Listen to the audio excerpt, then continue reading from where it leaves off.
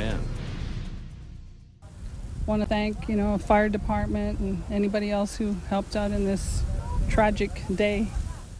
A mother mourning the loss of her daughter is now left without a home. Good evening and thank you for joining us. Her house in Morton, North Dakota was struck by lightning this morning and left in flames. Valley News Team's Natalie Parsons explains how the community is lending a helping hand. Jason Kerr was cleaning up storm damage of his own early Thursday morning, and when he saw flames coming from the roof of a home at the end of Enterprise Drive, he went to help. I ran over there, I got in, just started yelling for them, and they were both sleeping. Susan Garza was staying with her mother, Jeanette Brewer, at the time of the fire. That morning, the family planned to gather for her sister's funeral. The neighbor living directly across the street helped them prepare for that. Provided us with funeral clothes because all our clothes were burnt in the fire. Firefighters from 5 different departments came to put out the flames, and the Morton Fire Chief says the home is a total loss. Water damage throughout the whole house. The whole upstairs is burnt.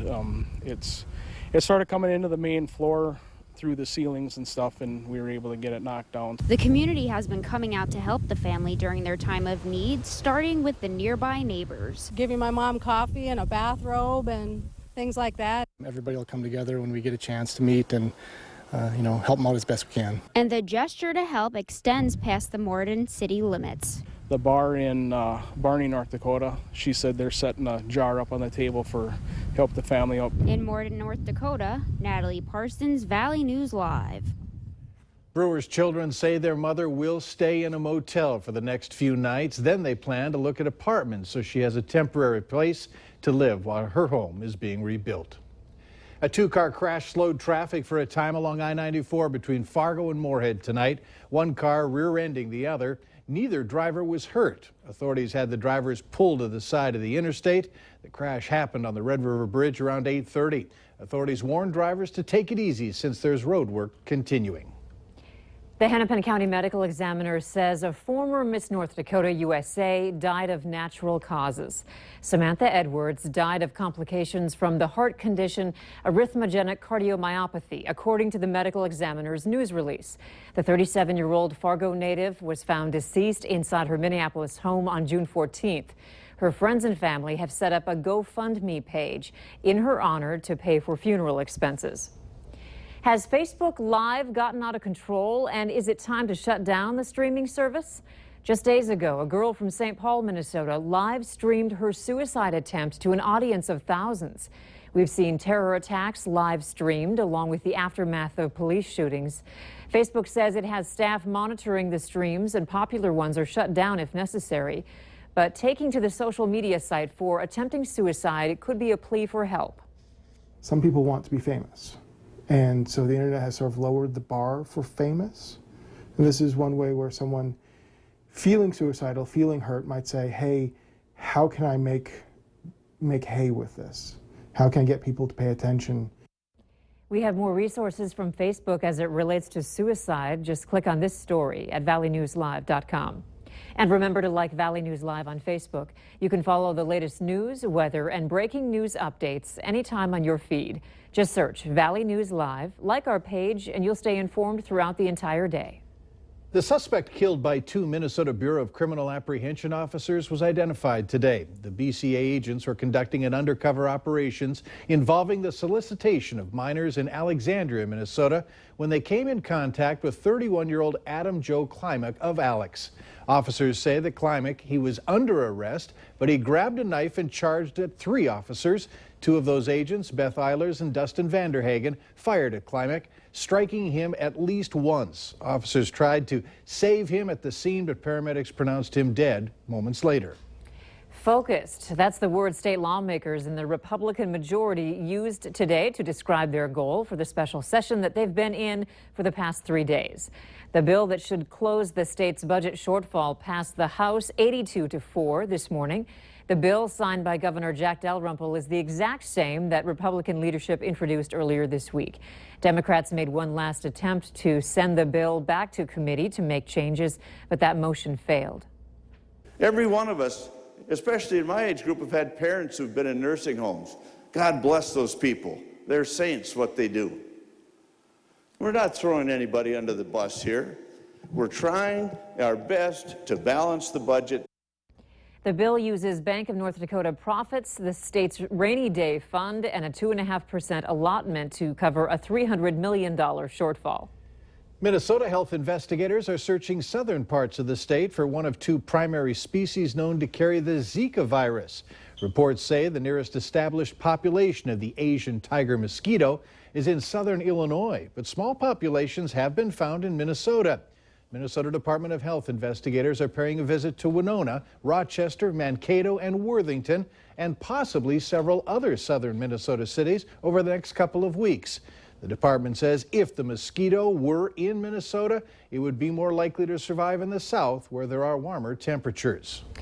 The cities of Grand Forks and East Grand Forks have a citywide spraying for mosquitoes scheduled for tonight. It started at 9 o'clock and is set to run until 1 in the morning. Most of the mosquito control spray equipment is noisy and will be traveling at 10 to 15 miles per hour while spraying. The mosquito control trucks travel with yellow flashing lights.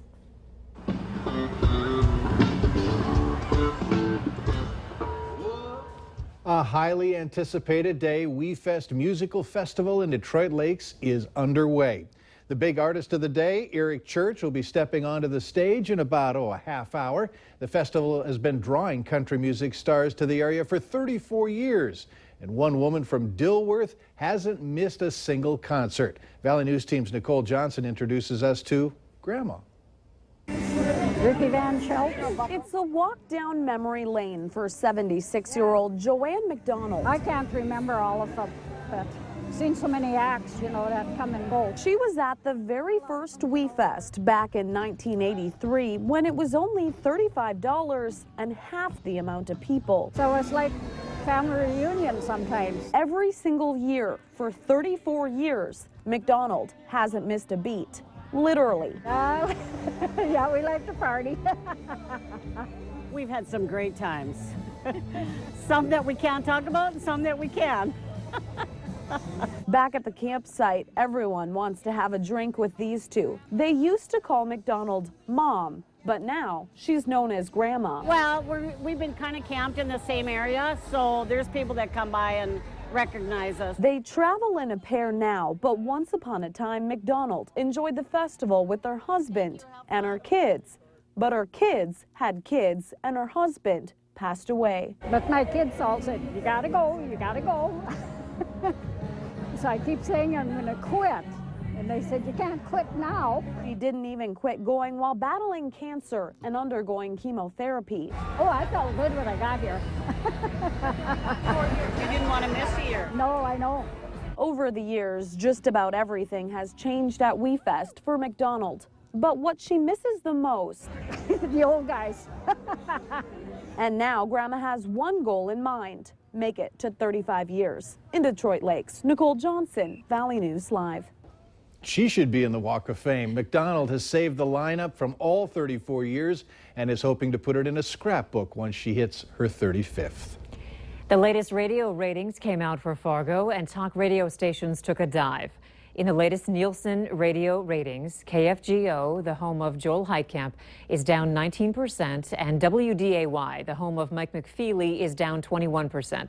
The largest gains were made by country station The Duke, which was up 42%, and Froggy Country, which was up 17%. The top-rated music station was rock station The Fox. To see the entire list of radio station ratings, just head to valleynewslive.com and click on this story. Strong storms in northern Minnesota sent an iconic blue ox tumbling. Storm was powerful enough to knock over the 6,000-pound Babe the Blue Ox. Swept through Brainerd in northern Minnesota early this morning. That's right, this 60-year-old statue of Babe the Blue Ox was knocked off its feet and tumbled across the parking lot. Visitors to Paul Bunyanland Amusement Park are greeted by the lumberjack's trusty sidekick, but this morning residents woke up to find him lying on his side with one horn askew. Those familiar with the park will be happy to know that the talking statue of Paul Bunyan escaped with just minor damage.